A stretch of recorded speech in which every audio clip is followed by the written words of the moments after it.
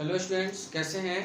मैं आलोक कुमार आज आप लोगों के लिए इनवर्स ट्रिगोनोमेट्री का कुछ क्वेश्चन लेकर के आया हूं, जिसे हम शॉर्टकट मेथड से सोल्व करने के लिए सीखेंगे और उसी अप्रोच पे आप बहुत सारे क्वेश्चन को सोल्व कर सकते हैं। ठीक है, तो ध्यान दीजिएगा। एक क्वेश्चन है, if cos inverse x by 2 plus cos inverse y upon 3 is equal to theta and if 9x square minus 12xy cos theta plus 4y square is equal to k square sin square theta, find value of k का value find करना है। हम जो method पढ़ रहे हैं इसे कहते हैं मेथड ऑफ सब्स्टिट्यूशन। सबसे बेस्ट मेथड है। कौन सा method? Method of substitution. That means हमें एक्स वाई का कुछ पार्टिकुलर वैल्यू पुट करना है। तो यहाँ फर्स्ट क्वेश्चन को देखो, तो इसमें cos इनवर्स x बाई 2 है। x का मैं कोई वैल्यू पुट करता हूं। पुट हम कर देते हैं x इज इक्वल टू 0। ऐसा वैल्यू पुट करना जिससे हम आसानी से उसके वैल्यू को फाइंड कर सकते हैं। जैसे x का वैल्यू 1 रख सकते हैं, क्योंकि 1/2 का वैल्यू हमें मालूम है। cos इनवर्स 1/2 का वैल्यू क्या होता है?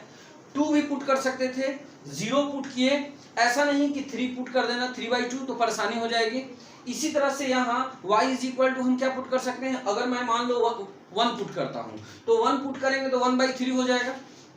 प्रॉब्लम है फाइंड करने में, 2/3 प्रॉब्लम है। हम यहाँ y is equal to 3 put कर देते हैं। ठीक है, x equal to 0, y equal to 3।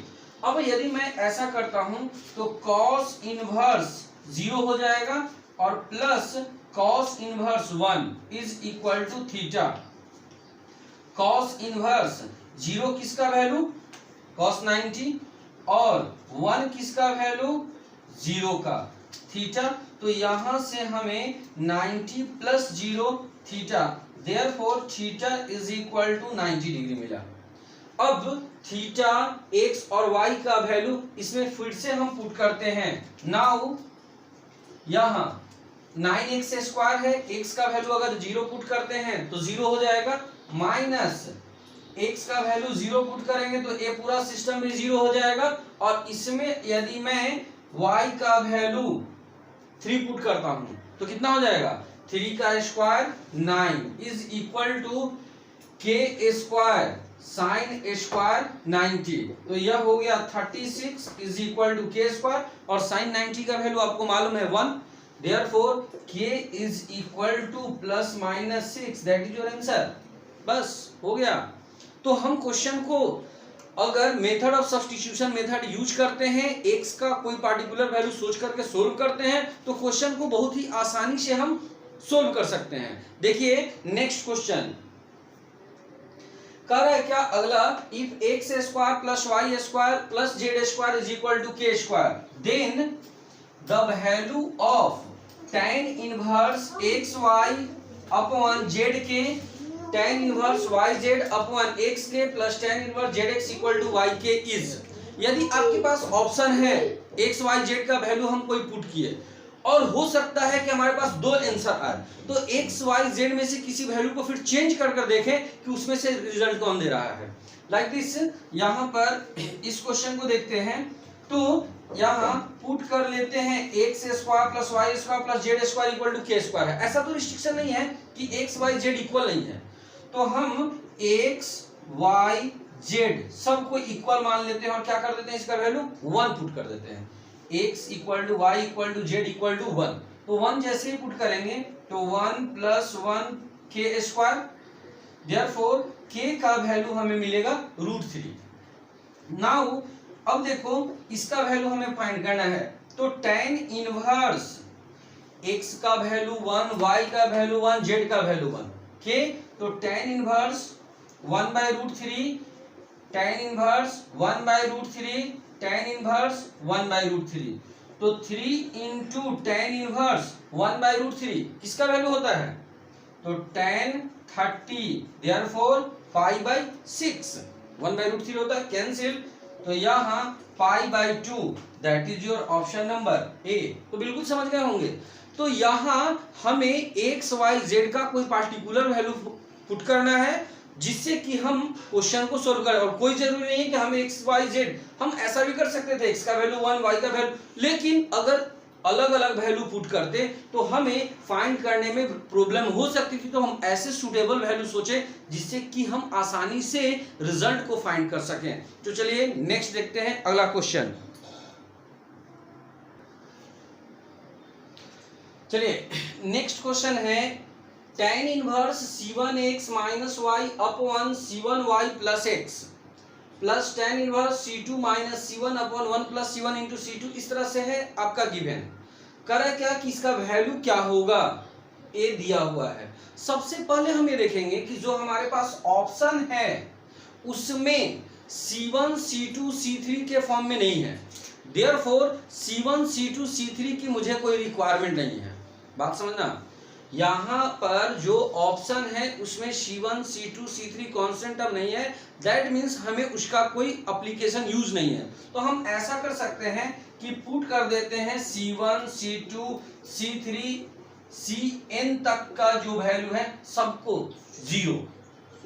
ऐसा अगर मैं 0 पुट करता हूं तो मेरा क्वेश्चन क्या हो जाएगा, tan इनवर्स 0 0 यानी माइनस वाई बाई एक्स। ए सब कितना होगा 0/1 0, tan इनवर्स 0।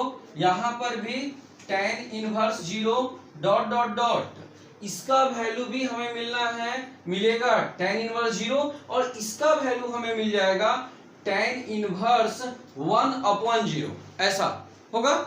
अब देखो इसमें इसे तो हम माइनस tan इनवर्स y/x रख सकते हैं। ये सारे तो वैल्यू 0 हो जाएंगे, बट यहां पर tan इनवर्स 1/0 इंफिनिटी होगा। Therefore minus tan inverse y/x plus कितना π/2। और आपको एक चीज पता है क्या, तो tan inverse x plus cot inverse x is equal to π/2 होता है। tan inverse x plus cot inverse x π/2। Therefore cot inverse x का वैल्यू हो जाएगा कितना π/2 माइनस tan इनवर्स x। तो इसके अकॉर्डिंग हम इसे लिख सकते हैं cot इनवर्स y/x। लेकिन ऑप्शन हमारे पास tan में है तो cot को tan में चेंज करेंगे तो tan इनवर्स कितना हो जाएगा x/y। Therefore option number C be the correct answer. Clear. और भी कुछ क्वेश्चन है उसको डिस्कस करते हैं। ध्यान से समझिएगा, बिल्कुल सिंपल है और आगे जो है इंटरेस्टिंग टॉपिक भी है क्वेश्चन। तो ध्यान से नेक्स्ट चलिए नेक्स्ट है क्वेश्चन। कर क्या, find value of cos inverse 2 + 3 cos x upon 3 + 2 cos x is. इसका वैल्यू क्या होगा, ऑप्शन है आपका A B C D. tan inverse 1/√5 tan x/2, tan inverse 1/2√5 tan x/2। अब देखो इसमें मेथड ऑफ सब्स्टिट्यूशन पुट, अगर मैं x का वैल्यू 0 करता हूं, सपोज x का वैल्यू 0 करता हूं तो cos 0 क्या होगा 1, यानी 5 हमें वैल्यू मिल जाएगा कितना कुछ। तो यहां पर रिजल्ट जो होगा cos 1 यहां पर 1 होगा, यानी कि हमें रिजल्ट भी मिलेगा क्या 0 के फॉर्म में। अगर 0 यहां पुट करते हैं तो सारा रिजल्ट हमें 0 0 हो जाएगा, तो थोड़ा परेशानी ज्यादा है। हम कुछ अनदर पुट कर देते हैं। x का वैल्यू 90 डिग्री, x का वैल्यू 90 डिग्री अगर मैं पुट करता हूं तो cos इनवर्स कितना होगा cos 90 0 cos 90 0 2/3 cos इनवर्स 2/3। अब देखो तो सारा जो रिजल्ट है हमें tan इनवर्स में है, तो tan इनवर्स में इसका वैल्यू क्या होगा, तो पता है 2/3 यानी कि b/h है। p का वैल्यू फाइंड करो तो कितना 9 - 4 √5 होगा। तो p हो जाएगा आपका √5 और /2 यानी √5/2 tan इनवर्स √5/2 के फॉर्म में tan इनवर्स। अब चलते हैं हम यहां x का वैल्यू पुट करते हैं क्या 90। x का वैल्यू अगर 90 पुट करेंगे तो tan 45 1 हो जाएगा, यानी tan इनवर्स 1/√5 नॉट, हमें चाहिए √5/2। इधर चलो तो यह हो जाएगा कितना 1/2√5, ये भी नहीं होगा। यहां चले तो tan इनवर्स √5/2 होगा, और इसमें चलते हैं तो x का वैल्यू 90 तो इंफिनिटी हो जाएगा, तो tan inverse infinity into anything infinity, तो tan इनवर्स इंफिनिटी होगा। तो हमारा यहां मिल रहा है क्या tan इनवर्स √5/2 इसके अकॉर्डिंग। क्लियर? तो यह हो गया आपका ऑप्शन।